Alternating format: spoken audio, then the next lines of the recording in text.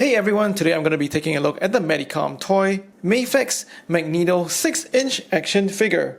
Now before we get into this review, I just want to say please like, share, comment, subscribe, or even hit that super thanks button. I do appreciate all engagement on my channel. I also want to say a shout out to my friendly neighborhood collector store Robo for getting his stock in early and also kind of making me giving in to my temptations and making this my first ever Marvel Mafex action figure. So of course I'm really excited to take a look at this with you guys. The box has a beautiful window. You can see the action figure. He's got 3 other head options, 3 other pairs of exchangeable hands as well. A couple of effect parts stored in the back. That's the most iconic artwork of Magneto from the X-Men comics over here. Picture of the action figure prototype in the top of the box.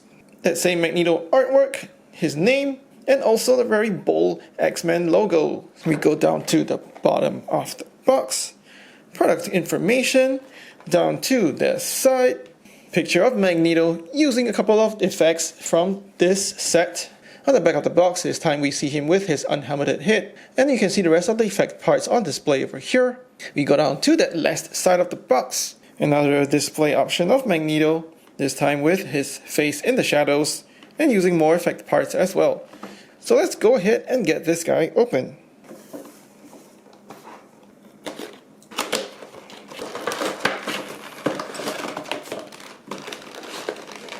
Out of the box, we also see a certificate of authenticity. The figure over here is on his plastic tray with a secondary tray behind storing the rest of his effects. And he also comes with a clear plastic stand that's taped to the back of the tray. First up, we take a look at his accessories, and we have his 3 pairs of interchangeable hands. All 3 pairs of hands are nicely painted in the metallic purple paint. First up, we're having a look at his relaxed hands. You can see there's quite a nice bit of detail, especially with the lines in his fingers, and the paint really shines. Next up is his splayed hands, where his fingers are outstretched.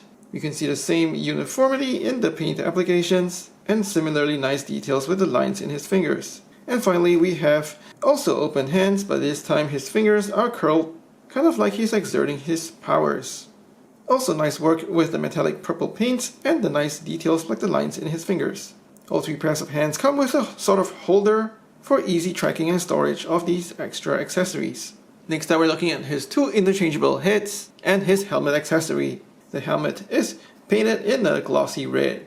It really shines in the light and looks really fantastic. There's metallic red paint along the rim of the helmet, and the metallic purple paint is sharply applied all over. You can see the sharp edges of the design element on the front of the helmet. What I also love about this helmet is that he's got the protruding horns. Really makes that helmet so much more badass, and also very iconic for the character's design. I love that they gave us this helmet accessory because this is something that's crucially missing from the modern Hasbro Marvel Legends action figures.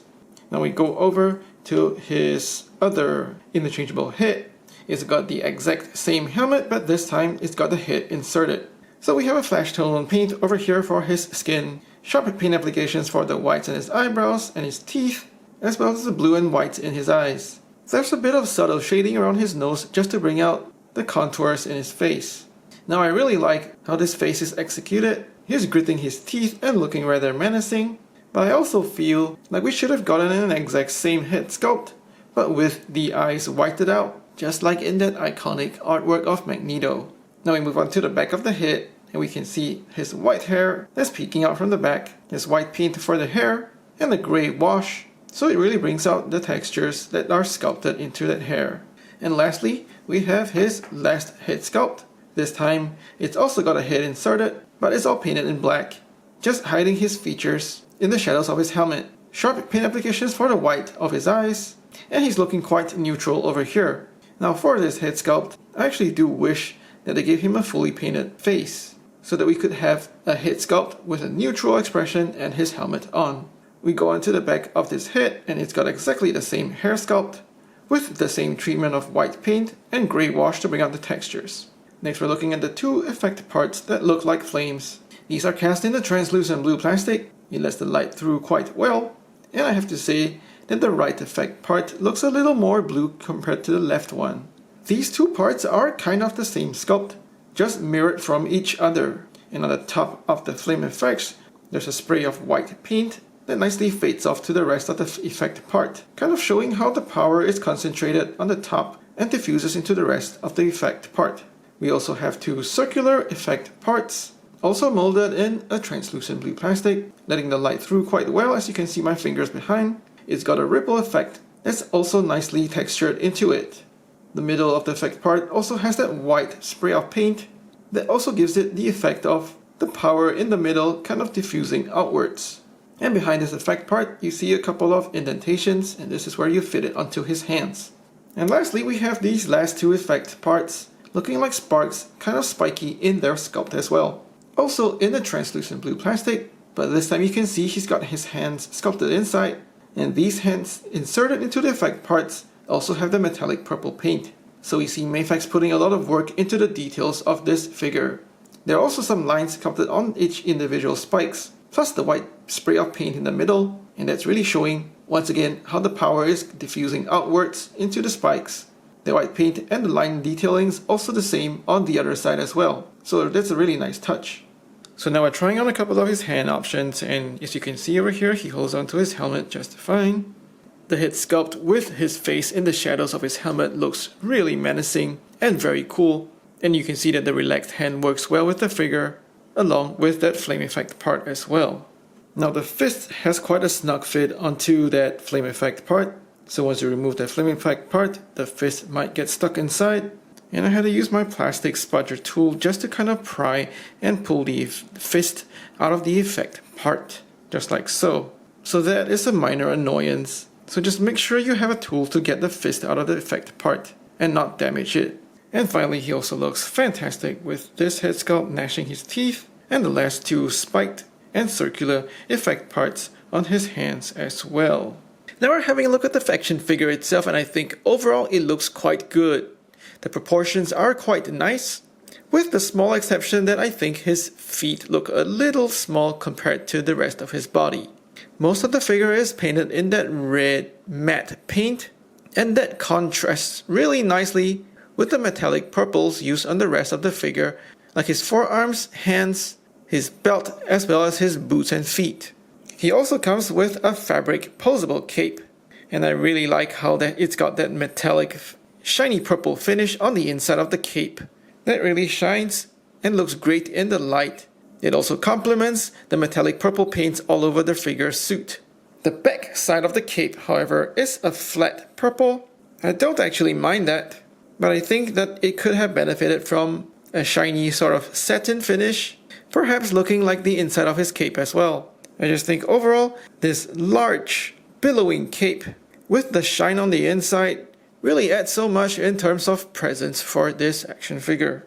Now we zoom into his head sculpt. He's got flash tone paint for his face, and the sharp paint applications for his eyebrows, his blue eyes, and a subtle color for his lips. There's also a little subtle shading around his nose just to bring out the contours in his face, and also a couple of lines over here just to show his furrowed brows. I do think that his face could have used with a couple more lines just to show Magneto's age, and also help him appear more regal. I do like the expression on his face. He looks determined, almost heroic, and that really adds to the conflicted nature of Magneto's character. His hair is also nicely sculpted with white paint and that grey wash just to bring out all that textures, and you can see every single wisp that is sculpted into his hair.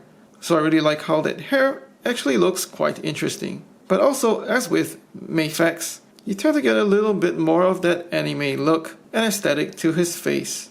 Well, so while that's not necessarily a bad thing, it translates into really sharp features for his face as well. We move on to the rest of his body. He's got the same flash tone paint for his neck that matches the flash tone paint on his face quite well. Metallic purple paints that go down to his chest area, below that chest piece that holds onto his cape. Nice sculpting for the spherical features on that chest piece as well. And we have a look at the rest of the figure underneath that cape, and you can also see metallic purple paint even on this arm piece, despite the fact that it's also hidden under that cape. So you can see these little details really show the attention to detail by Mafex, and they're definitely not cutting corners with the paintwork on this figure. Similarly nice paintwork for the flat red paint, metallic purples on his outer pants, as well as on his forearms leading onto his hands. I want to also point out how his cape is assembled onto this figure. So right out the box you can see that the cape is already attached to the figure, kind of already pre-folded to have its pleats in place. So that looks really nice on the figure, quite faithful to his comic design as well. And the pleats also add a certain depth to the way that the cape looks and is constructed and integrated to the figure. There's also a metal wire that goes down the sides of the entire cape. You can see how it's also folded. This is the way that it looks out of the box. Really huge and really nice, and also adds a lot of character and personality to Magneto. For the rest of the figure, you can also see nice muscle definition down the sides of his arms and even on the abs. His belt is a simple band, and it's also a separate plastic piece that sits away from his crotch piece. It does tend to ride up a little bit as you pose the figure, but it's not such a big deal. There's also some subtle creases on his crotch piece, just to show how his outer pants kind of bunches up around his waist. Similarly nice muscle definition down his thighs, and once again the red really pops against the metallic purple paints just the same way that is done on his forearms. There's a small distraction in that the purple joint used for his ankle is a flat purple and doesn't match the rest of the metallic purple paints too well, but again considering how the rest of the figure is so nicely painted and constructed, I suppose I'm okay to look past that slightly distracting ankle joint piece. So besides looking at the really nice accessories, I'm also quite wowed by how this figure appears and feels in hand out of the box. He's got pretty standard Mafex articulation, so that's a double ball dumbbell joint at the top of the neck and a single ball joint at the bottom. It combines really well to get you 360 rotation and also pretty extreme tilting sideways. He can look up just that much. That's kind of hindered by the sculpt of the back of his long hair. And he can also look down pretty well, tucking his chin all the way into his chest. He's got a ball joint inside that shoulder, so you can get that much range on the inside of the shoulder while also coming out pretty nicely, and also definitely some 360 spin as well. He's got a swivel at the bicep for 360 spin, double hinged elbows for pretty good range. I'm just slightly bummed that he can't pull his forearm all the way in, but that's probably due to his bulky muscular biceps. At his wrist he's got a swivel, a hinge and a swivel, so that pretty much gives you quite a bit of range, getting his hands into all sorts of different poses. He's got two ball joints in his torso, so that allows you great range of motion. He can go tilting sideways quite a good bit, and also very nice forward ab crunch, looking very natural with no break in the sculpt, and also quite good backward. But over here you can start seeing the gaps coming out. And as I talked about it earlier on, this belt piece tends to want to slide up and also expose that ball joint over here at the waist. These two ball joints also afford you a good and nice rotation.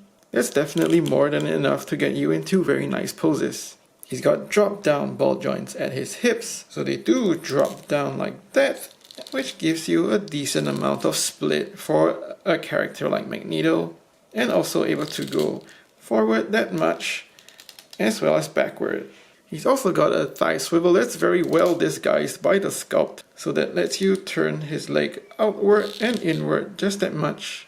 Double hinge at the knees for very good range, and at the ankles he's got a swivel just above, so that lets you spin his leg outwards as well as inwards. A hinge over here that lets you bend his ankles upwards and downwards. And finally also a swivel that gives you ankle pivot for pivoting outwards just that much, but a very generous inward pivot. And now to showcase the posability of this action figure, of course we have to get him into his most iconic posing stance. And I can see of course he pulls it off with ease. The posable cape really adds so much presence to this guy, even in not so dynamic flight poses, and the effect parts are definitely enhances the fun factor. And of course, the terrific engineering behind the Mafex action figure line means that this figure also poses well and holds all his poses even in a more dynamic ground stance. And finally, here is a very dynamic flight pose, not really inspired by his comic book art, but more from his fighting style in the Marvel Superheroes video game. Still holds and poses really fantastic. For size, Magneto stands at 6¼ inches, and that's about 16 centimeters. So here's the Mafex Magneto compared to the other 3 figures in the Marvel Legends X-Men Family Matters 3-pack. So here we have Scarlet Witch, Quicksilver, and of course the other Magneto. And surprisingly, he actually matches the Marvel Legends Magneto in terms of physique and muscle bulk. I was expecting Mafex to be a little smaller, and he is indeed about 1/4 inch or about ½ centimeter shorter. However, he still stands taller than Scarlet Witch and Quicksilver. So I will say in terms of the action figure design, size, and bulk, he is quite compatible with Marvel Legends. But now that we also have the 2 Magnetos side by side, I want to say that the fabric cape really brings out his presence much better, and while his feet definitely look proportionally smaller on a figure of this size, the head sculpt and helmet feels like it's executed way better than the Marvel Legends one. This helmet looks like it sits a little too high on his head and ends up looking slightly dorky. And while we have the 2 Magnetos together, we might as well compare the 2 unhelmeted head sculpts as well. This one is from the black suited Magneto from the Apocalypse Build-A-Figure wave, and I'll say that both head sculpts are equally good for the price point that they come at. The Marvel Legends one isn't gonna match Mafex in terms of the sharpness of the details and paint, but you do have to get this one from a separate figure, so you actually end up buying 2 figures to get more display options for this classic Magneto. For other size comparisons, here he is with a couple of members of the Brotherhood of Evil Mutants. Here he is with Marvel Legends Professor X and a couple of the X-Men. And here he is with some Marvel Legends Avengers. The Mafex Magneto is a magnificent release. Apart from lacking a neutral helmeted head sculpt, he comes with power effects, various other head sculpts, and a super fun posable fabric cape that elevate this figure beyond the sum of its parts, close to being the definitive classic Magneto action figure. It might be unfair and obvious to say that this should replace the Marvel Legends one, but considering the ever-increasing prices of Marvel Legends and the fact that you need to buy a couple of Magneto action figures to get a similar range of accessories, this statement does not sound unreasonable. Overall, I'm really pleased to make this my first Marvel Mafex figure. Please like and share this video, let me know what you think in the comments below, subscribe to my channel, or even hit the super thanks button. Thanks for watching, take care, and stay safe.